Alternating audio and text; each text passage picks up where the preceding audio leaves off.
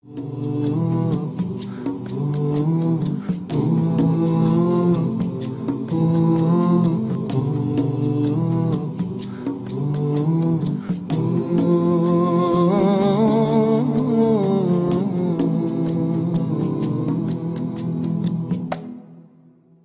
Estes, and I'm looking for something. Actually, I'm looking for someone. Is that someone you?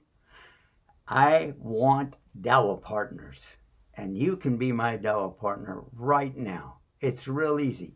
Just go to dawahpartners.com, sign up, and join me. There are 3 things that I would like for you to be able to do. Any one of them or all of them. Beautiful. Number 1, you will make dua. So you can be our Dawah partner, even if you don't go to the website, but I hope you do. Number 2, share. Share this message and let other people know about becoming Dawah partners. And number 3, help us financially. Donate on a monthly basis, even if it's small. Allah loves the thing that you do regularly, even if it's small, more than the thing that you do that's really big, but you only do it once. Join me as a Dawah partner. Do it now. Click, click, click, click. A way of life, a way of life, a way of life, a way of life.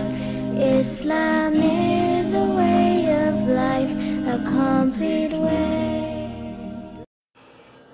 The wise old owl says we all need guidance in our life. So remember, get guided with Guide Us TV.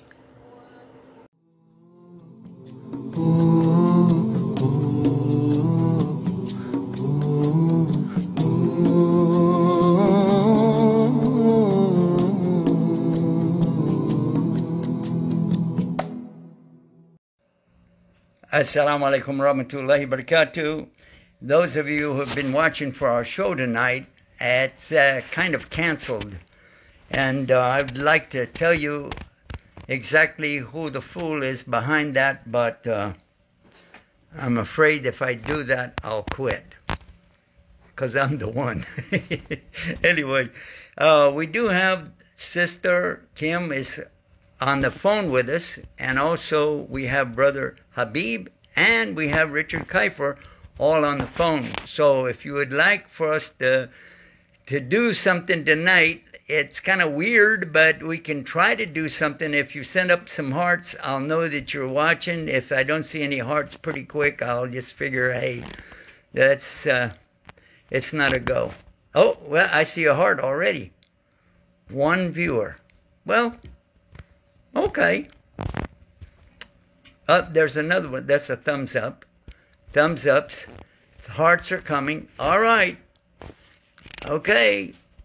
Mary is here. Somebody in Ahmed is here. Marwa is here. Okay, guys, post and get as many viewers as you can, because we're not on satellite tonight. We're not on YouTube tonight. We're not on any of the social media except right here.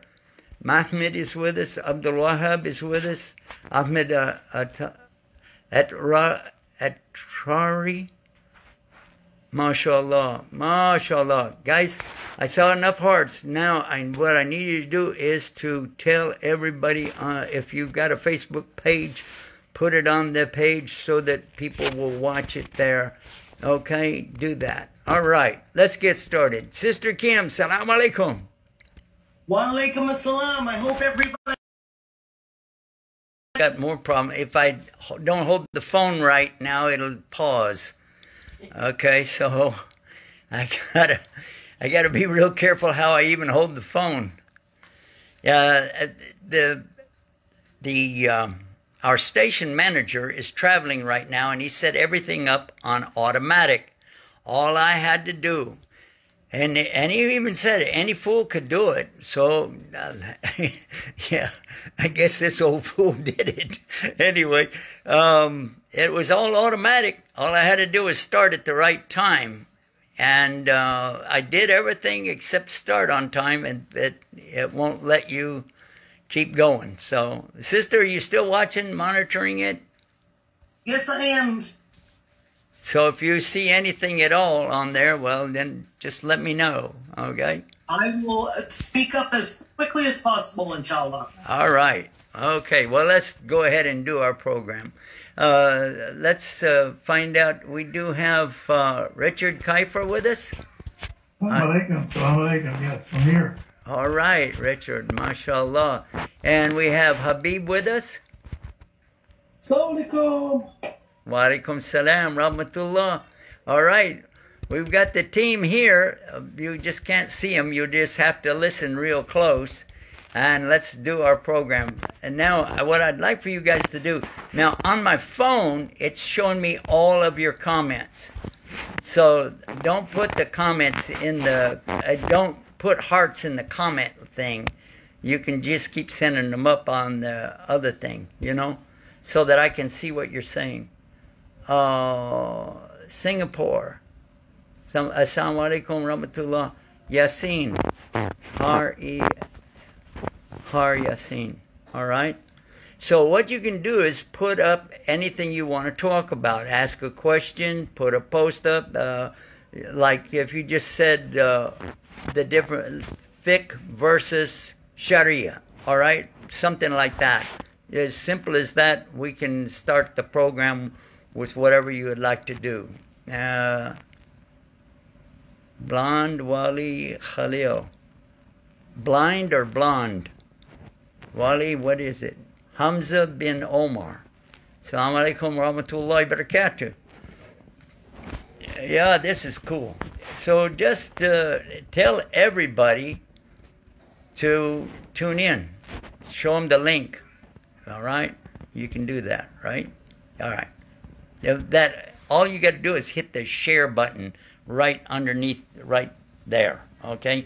When you hit the share button, then it will put it on your Facebook page and let everybody know. All right. Now, let's start with Sister Kim. Sister Kim, do you have a topic for tonight? Yes, I do have a topic for tonight. Okay. It just came through the news just before we started the show. There's been an Amtrak derailment. Oof. The Amtrak that runs between Seattle and Chicago derailed in Montana. There's 3 cars tipped over, and they do have emergency crews on the scene. That kind of happened in the middle of nowhere, but they got right out there. No reports of any injuries yet, but I'm sure we'll be hearing of some. What do we say when people say, how can a lot of stuff like this happen to us? You know, what should we say when we see something that we can't see a silver lining to? Well, first of all, anything that happens, we can always remember that everything is from Allah. So we say, La hawla wa la quwwata illa billah, there is no might or power except the might and power of Allah. That's how we begin anything like that. Then, additionally, you say, Qadr Allah, Masha Allah. That's the 2 things that we say. The hawla wa la quwwata illa billah, Qadr Allah wa Masha Allah. The meaning of Qadr Allah wa Masha Allah, this is by Allah's will. And then the second part about MashaAllah means because Allah has willed this. We say Insha'Allah, meaning if Allah pleases to do this, Inshallah, if it's His will. MashaAllah, it means because of His will. So if we're thinking about doing something and it hasn't started yet, we say Insha'Allah. Meaning that, you know, if God wills it, it will happen. Lord willing, and the creeks don't rise. What we used to say in Texas. But that's the essence of it. The other part of it, when we say that something already happened, then we say, MashaAllah. Now, that goes for good things and bad things. For whatever we think is good, maybe it's not that good. And whatever we think is bad, maybe it's not that bad. However, in the case where somebody is hurt, or somebody is physically challenged, or somebody dies, those things well, especially as in the case of somebody dying, then we say that La hawla wa la quwwata illa billah, there is no might or power except the power of Allah. But then we say this, and this is at the sign of something really serious. It doesn't have to be a death, but usually at a death, people will say something like, Inna lillahi wa inna ilayhi raji'un. Actually, that's what I should have said whenever we failed in our live broadcast tonight. Inna lillahi wa inna ilayhi raji'un. Because for sure from Allah we came, and for sure to Allah is our return. So when something is really dramatic, even if there's no deaths, we can say, Inna lillahi wa inna ilayhi raji'un. Because what's happening right now is all by the will of Allah. And that's what we want to remember. And from Allah we come, and to Allah is the return. And He's going to ask us about what did we want to do. It's not going to be about so much our willpower. It's going to be about our choices. What choice did you make? Whenever you saw this thing happen, what did you do? Did you try to help? Did you make dua for the people? Did you, these are the things that you'll be questioned about. So everybody is going to be questioned. Now, if you start saying, well, why God did this or why God that, that's what you'll be questioned about. Why did you say that?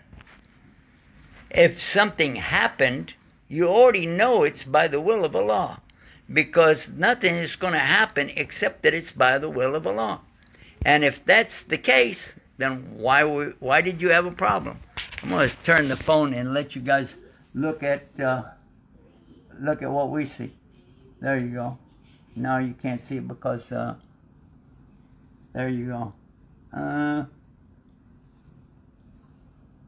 Yeah, it doesn't work out too good, does it? I tried, but so whenever something happens, understand that it's always by the will of Allah. I do have a thing here that I can set this phone on. Let me try to do that so that, yeah, well, that didn't work. I got a whole line of things that don't work tonight. That's, yeah. Yeah, alhamdulillah.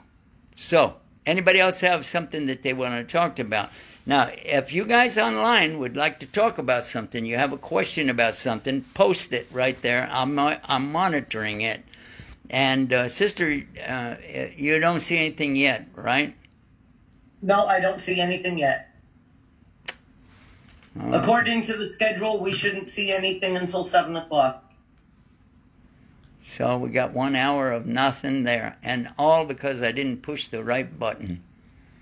Ah. Well, that's why we need to have somebody else. And I told him, we need to have a number 2 guy that knows how to do stuff in case something happened to him. Yeah, this is the excuse that we got now. All right. I pushed a different button. That raises a good question. Okay. With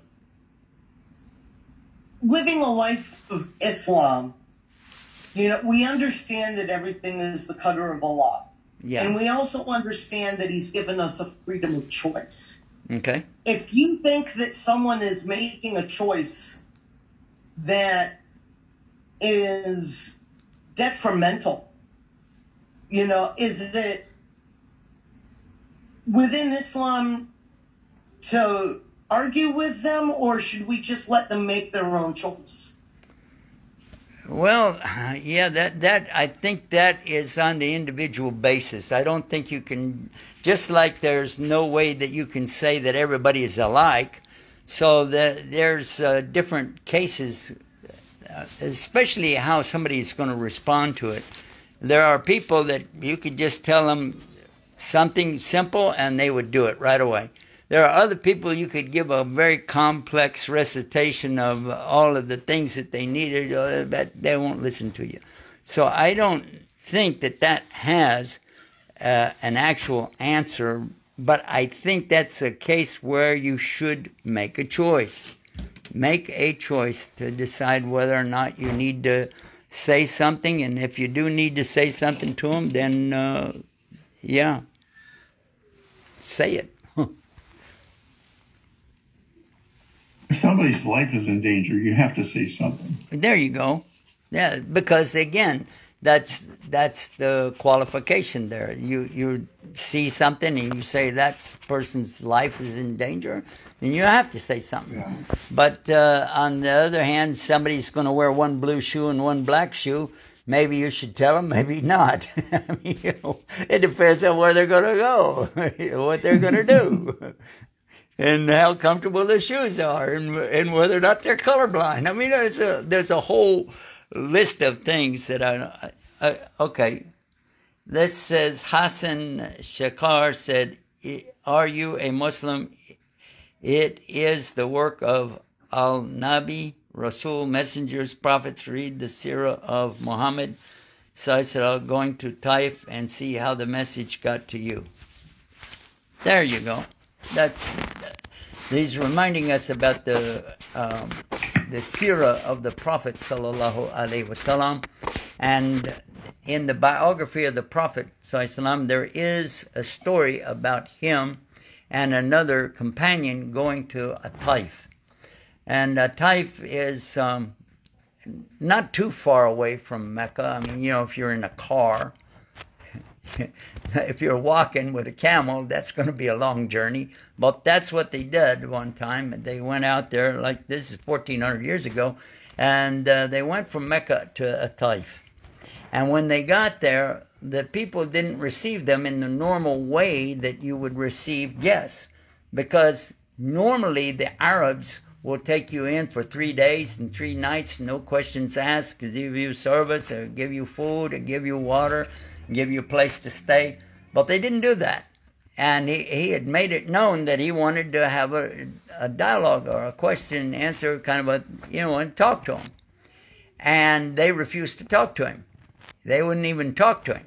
And their excuse was, and this is silly, but they said, well, if he is not, he claims to be a prophet, but if he's not a prophet, then we're wasting our time. And then if he is a prophet, well, then who are we to talk to prophets? Something like this, So then they turned the kids in the streets against them, and they like throw rocks at them, throw stones, and so they started throwing rocks and stones at the companion and at Prophet Sallallahu Alaihi Wasallam. And after a bit, they realized that we can't stick around here. And bleeding, so much so that blood is running down to their sandals, and they were being chased out of town. I mean, really bad. And then they wound up somewhere near an orchard, and they stopped there. And as they say, licking your wounds, you're kind of contemplating what's going on. And that's when the angel Jibril comes to the Prophet sallallahu alaihi wasallam, and the angel says to the Prophet sallallahu alaihi wasallam that, now keep in mind, I want to tell you what it is. This is a place in the mountains. The Taif is in the mountains, and it is a very beautiful place, but it up in the mountains, and these people were throwing rocks on them. And so now here's Jibril alayhi salam saying that Allah can bring the rocks, the mountains as rocks down on them. You get the idea? So Allah can bring the mountains right down on them. Close up the mountains. Just drop it right on them. Just say the word. And the Prophet sallallahu alaihi wasallam, he said, no. He said, it is because it is hoped that from these people, from a Taif, it is hoped that someone from there will carry the message of Islam forward. And exactly that is what happened. The ones in Pakistan, which used to be India, and Bangladesh, which also used to be India, it got divided up, and all of the forward from there, it was because of a person from a Taif. Yeah. So you see the wisdom behind realizing that no matter how bad something is, you can say that something good can come out of it. And even if you don't see what the good is, it's still proper for us to say, La hawla wa la quwwata illa billah, there's no might or power except the might and power of Allah. And everything is in the qadr of Allah. Everything is, there's nothing that can happen except that it has to be by the will of Allah. So, guys, whatever happened tonight, this was by Allah's will. Definitely not what I wanted to happen, not what any of us had planned on, but it happened. So this is what we're going to do tonight. And it's interesting in a way because I was talking with somebody yesterday in the satellite company, and they're telling us that they're going to change us over to a different part of the satellite, and we're not going to be broadcasting on the same thing anymore. And I was going to announce that on October 1st because they didn't give me the information, the upload or whatever. So I don't know what the different parameters are going to be. But I was curious to thinking about if we lose a lot of our customers, a lot of people to watch us, and it's all free. So there's no way to monitor it because there's no reason to monitor a free station. So they don't monitor it. So we don't know how many people watch. And I was thinking, whenever we get shifted over, how many will be still watching us on the satellite?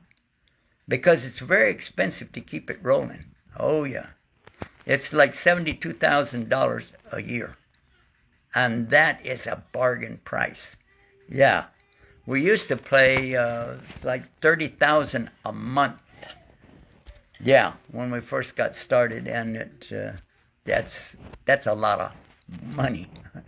Anyway, so I was thinking that I wish there was some way that we could find out if the social media is enough to carry us. And I think this is a great opportunity for us right now to check that out. So anybody who is watching right now tonight, if you want to go to our website, it's a website called Dawah Partners. If you just go there and look around, then we'll know, because we do have counters on our websites. And if you go there and you just look around, then I'll know.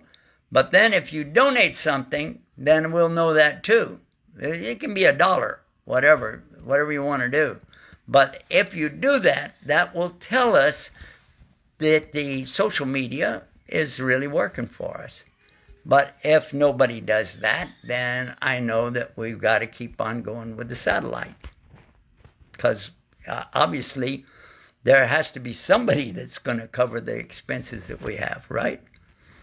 And anyway, so I don't want to get too far into that.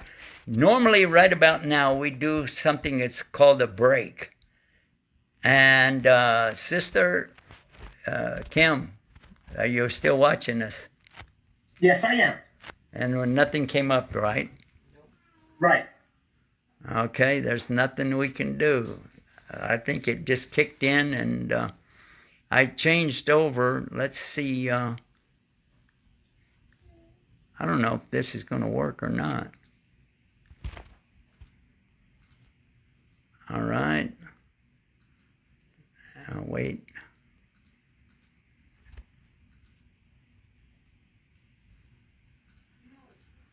All right. Okay. This is the. I turn the phone. It freezes up. So there's nothing I can do. Okay. Well, I can let you hear it. How about that? Let's do that. Oh, no, you can't hear it because we don't get to hear it, do we? All right. Well, we didn't do that either. You can't hear it. You can't see it. Okay. So, anyway. Now, I understand that one of the main purposes for us to have the satellite is for Dawa to the prisons. Is that true?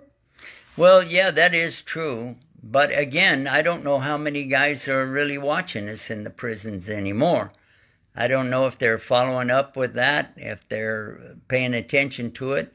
We can ask tomorrow, because what we can, if we get back on the air tomorrow, if they don't cancel us because of this, that's a real bad thing. You know, when if you're on for 60 seconds with a blank screen, that's bad enough. But a whole hour, then they're going to be looking right down our throat. Maybe we're going to lose it anyway. And I don't know. Anyway, so, sister, is there a ticker running on there? Yes, there is. And the logo is up. It does not say live. Okay, well, at least we got that.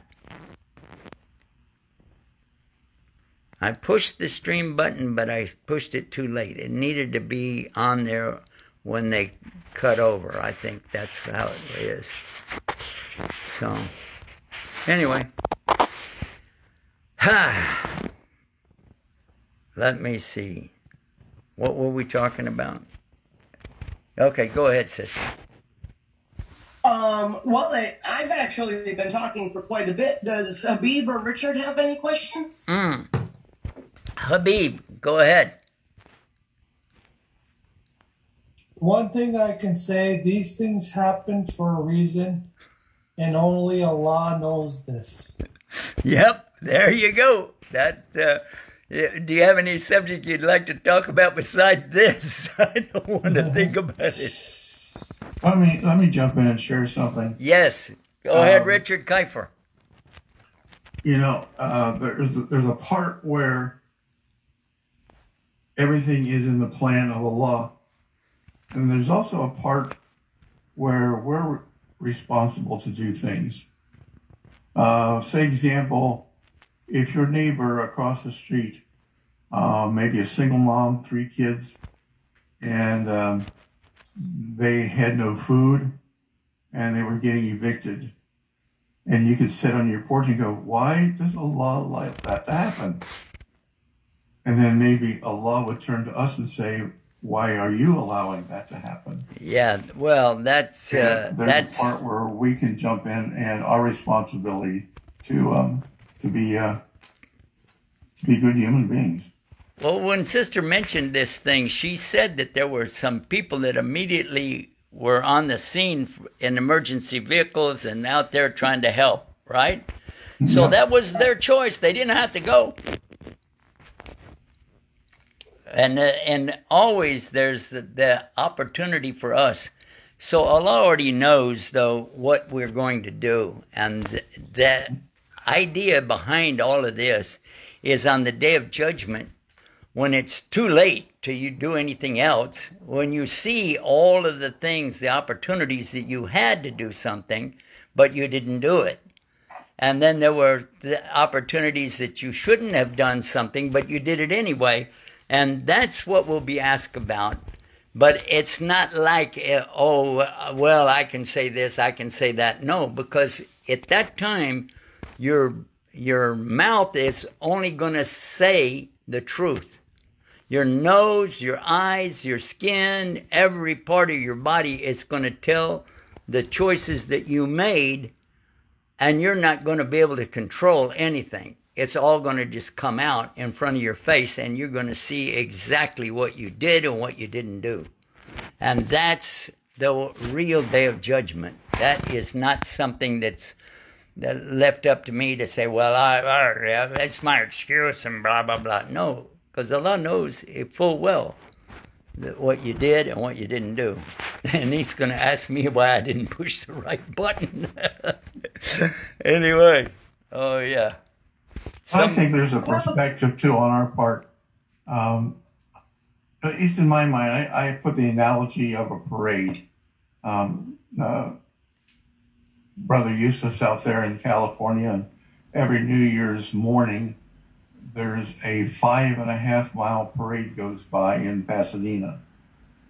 And so someone who's you know, maybe watching on, you know, the first block of Colorado Boulevard, and something breaks down and doesn't work right. And that person says, oh, the parade didn't work right. You know, it fell apart. And yet there was another 5.25 miles of things going on. And we don't always see the whole parade at once. God does. We only see what's in front of us. And the whole pattern of what is scheduled for our entire lives really are, you know, what's for our best. Even though we're only seeing one slice of something directly in front of us, like we're just watching one sector of a parade, we're not seeing the whole scale of things, and you know, what's best for us, and allowing Allah to be the best of planners. So sometimes it's just a matter of, why is this happening now? There's a million reasons, and we don't know half of them or any of them. Yeah, that's very true, and that's a good analogy, I think, too. The bottom line is that we have choices. We have no free will, but we have a lot of free choices. You can choose to do a lot of things. Sometimes you will be able to do it, but sometimes you won't be able to do it, whether it's good or bad. And that is because Allah has everything already laid out for us, and He's only going to grade us, if you will, by the things that we tried to do. And in the case where we do bad things, if we made the intention to do something bad, but it didn't work out, He actually saved us from that. So, yeah. But if we made the intention to do something good, but then we didn't get to do it, He still gives us the reward for that. So the way the scale works, it's tipped in our favor from the very beginning. Oh, yeah. So I like that about Islam, to clarify exactly what's going to happen, why, and how we can deal with it. My hand's getting a little bit tired of holding this phone. Let me change it out. If I turn it a little bit, it's going to go.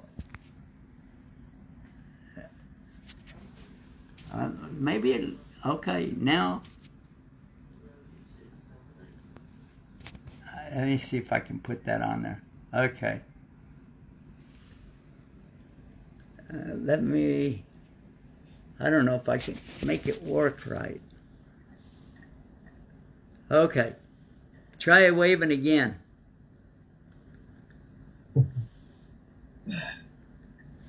Okay. There was only one. I'm waving, but they can't see me. All right. Well, Sister Kim is the one who talked me into going on the between her and my wife. They were both pushing me to push some buttons, do something, you know. And I was saying, no, give up. So any good that comes tonight, they're going to get the reward for it. Anybody who's watching us tonight that's not Muslim, they can sure ask us a question right here. Yeah, any question you'd like to ask, and if we don't know, we'll just give you the typical, I don't know, Allahu Alam. Allah knows best. Somebody said, Muhammad Zulfikar, he said, please watch on YouTube the non-believers' reaction when they see the video of Surah Al-Ma'idah, conversion between Jesus and conversation between, I lost it, okay. When you're trying to read this thing, somebody posts up, it'll kick it right up. Okay. All right, let me see. Before you do anything, say Bismillah. Okay. That's a good idea. And going to say Bismillah, inshallah. Bismillah, inshallah. Bismillah. And this keeps popping up.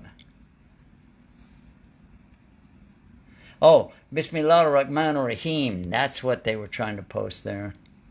And it says good morning from, okay, and then that disappeared.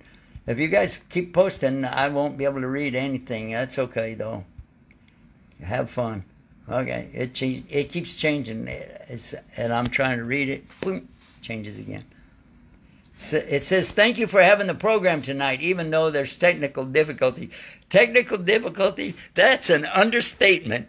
The big difficulty was me. I was supposed to start the stream because our general manager is out of pocket. He's in an airplane right now, and he has done this before from an airplane, but they wouldn't give him any internet access on the airplane tonight. So, yeah. It was a cheap flight, and that's what you can expect. I told him not to do that, to get the ones that go ahead and pay an extra $50 or $100 to, but he's trying to be careful with Muslims' money, and that's what we should do. But now we don't have a program tonight because some fool forgot to push the right button. Oh, that's right. That's me. It says, good morning, and it popped up again. I don't know where it's from. It said, good morning from. Okay. Anyway. The other side of the world, right. Because it's evening here. We're watching the sun go down. And what time is it? 6:43. 6:43? Yeah, well, we got about 17 more minutes, and then it'll come back live on the air. And I don't know. It will all. It's automatic. We can't do anything with that either. Yeah. I think I will insist on having an assistant manager or something.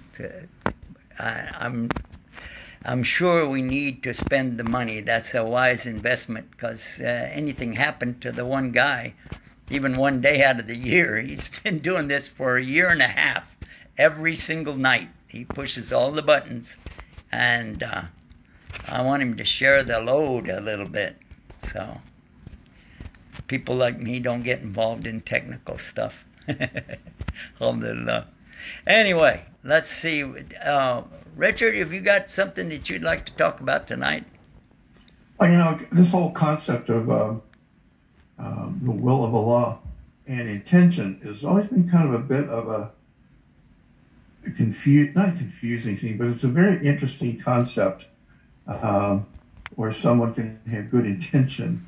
One of the first things I've learned in Islam was a lot of people use the word inshallah kind of loosely. And sometimes they may intend to do it something good or to help you or to do something for somebody else. But then perhaps they don't put a whole lot of effort behind it. And then they kind of say, well, inshallah, it didn't work out. When in reality, it had nothing to do with God. It had everything to do with perhaps their lack of motivation or lack of energy or a conflict of interest that something else better came along on a particular day. Let's say a bunch of guys were coming over to your house to help mow your lawn, pull weeds, and do whatever.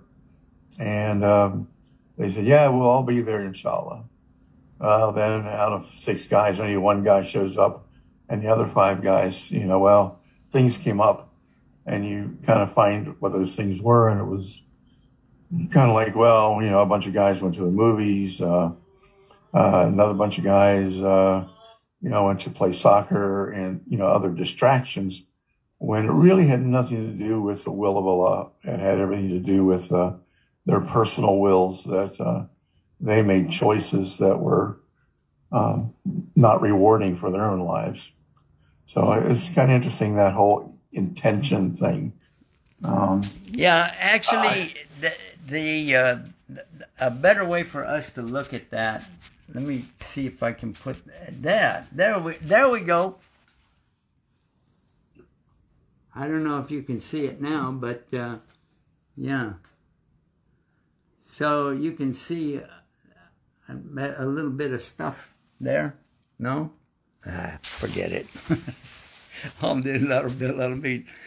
The thing that you're talking about right now is one of the things that they talk about in Arabic a lot, because they'll say I don't want you to say inshallah without the sincerity of really doing it. So if you're going to say inshallah, God willing, then really make sure that the only thing stops you from doing what you said is the will of Allah. But people will say inshallah, meaning I'll get out of it another way. Yeah. And I know what you're talking about. That was kind of a rough lesson first. Keep this in mind, that Allah subhanahu wa ta'ala, He already knows full well what your intention is and what you really want to do about it. So it's not just you're not getting away with anything. That's what I'm saying. Habib, what do you got for us?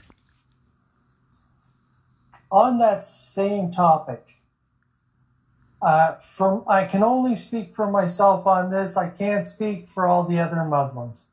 But for me, when I give my word, and if I'm saying inshallah, I say two things afterwards. The only reason why I'm not doing this is either I'm sick in the hospital or I'm dead. But I gave you my word, so I'm going to do my best to fulfill this. And by the will of Allah, I will. All right. Well, that makes a lot of sense, too. I'm trying to put you on the screen right now. I think I got it. I think people can see it. Alhamdulillah. Is that somebody calling for us? Toll free. Yeah, call. Punch the button. I hit decline. Oh no, guys, call again. Call again. Somebody push. Number. Huh? 800-790-7909. Yeah, whoever called this from an 800 number, you can call again, and we'll take your call. Go ahead. It's whoever wants to call us. You can call us any time. The number is 1-800-971-4383. Go ahead. Go ahead. Habib, yeah, go ahead. Go ahead. So, I'm sorry. It's one of those nights sometimes you lose your train of thought. Hey. But I think. Hey, you're talking about the guy that screwed us all up. Me. Go ahead. So, I'm going to change the subject for all right, good. There is a young fella. There's a young fella that comes to the mosque. He's about 4 years old. So I also have a new name. And that is Adam. So my new name is Adam. Why? Well, his name is Adam. He's 4 years old, and he goes, "Your name's Adam." He does? Yeah, that's what he told me. So he's 4 years old. Am I going to argue with him? Yeah, my name's Adam. So your nickname is going to be Adam now, right? Well, for him, yes. Wow. All right. Richard, what do you got? Oh, my goodness. Just, I was thinking about the things, the bad people, the good things that happen to let me try that again. The bad things that happen to good people, and why, there's so many questions to why is this happen? Why does that happen? And, someone's, there's like, why do God allow anything evil to happen? Yet they would, at the same time, would want their free will. They wouldn't want God to put everything on automatic. By the way, I'm trying to show you on the screen, but you don't have any live broadcast tonight, so I guess I won't do that. Yeah, there's a tension between, allowing Allah to work His plan and His things in our lives, and at the same time allowing us to make choices.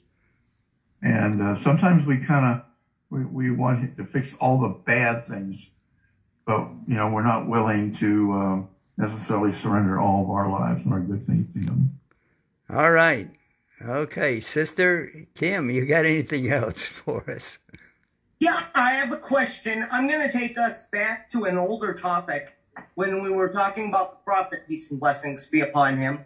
All right. Now, I know that it is in our best interests to, follow the Sunnah and the Quran, of course. But when you get to the point of, I want to imitate the prophet, peace and blessings be upon him, and everything that he did so that, I know that I'm living a good life. And, like, for example, I heard the prophet wore red sandals. And so, should I wear red sandals? Or is there a line between... I'm not sure. Sister, did you really hear that he wore the color red? I did. Okay. Because there is a hadith that said that the Prophet ﷺ didn't like the color red. But there's another hadith that said that one time he showed up coming out of his tent with a wrap around his head that was like a turban, and it was red. So if that's the color that you saw in the sandals, then I do have a comment about that if you want to talk about that. Yes, I'd be very interested in hearing it. Okay. In the Arabic language, there are many, many, many descriptions of many things. When you want to say a camel, in English, you say camel. Is there any other word for camel in English? Dromedary. That's a kind of a camel. Okay. Yeah, you can say dromedary camel, but I'm saying a word that means specifically dromedary camel. That's two words. There is a word in Arabic for every single kind of camel that you can think of. A baby camel, a male baby camel, a female baby camel, an old camel, and a female old camel, a male old camel, etc. You get what I'm saying, right? Yes. The same thing for different kinds of birds. Whether it's a young bird, an old bird, it's a female or a male bird. The spider even has the gender with that. You can say one word and it will tell us exactly what you mean. The old languages, like anything with the Semitic languages, have a very big, strong power. A lot of the roots that are in the Hebrew language are now lost. They don't know from lost roots. And I've read this in the translations of the Bible. It will say this is from a lost root. And this root, we don't know where this came from. But in the Arabic language, it's well maintained and it's kept up to date. And most all of the Arabic language at the time of the Prophet ﷺ is still available in poetry, in the Quran, in hadiths, and so on. So the reason I'm telling you all about this is because there are different colors, shades of colors, and tints of colors that we would just say red for, but it would be a pinkish, or it could be a brownish, it could be the overtones of purple in it, and so on. So that's why you will find that a lot of times there is a one word in English, but it doesn't really suffice. But the translators get by with that because they say, well, it's kind of red. I mean, this is the color that let's move on. And then they don't realize when you again, I moved the phone the wrong way. Yeah. Anyway, so whenever you are talking about different colors and different moods and different things in Arabic, that might not be the case. That's why we always like to go back to the Arabic language and see what was the word Because if you say somebody hated something, I want to know exactly what they hated, especially if it's Allah. He hates so-and-so. But I want to know what it is about this thing and specifically what the word was. And if he loves something, there is something that the Prophet ﷺ said one time, hib or hib. That word means that's a love for something. And a lot of times it's said lahib. And it means he doesn't love. But we translate that as hate. You get that? You see how that works?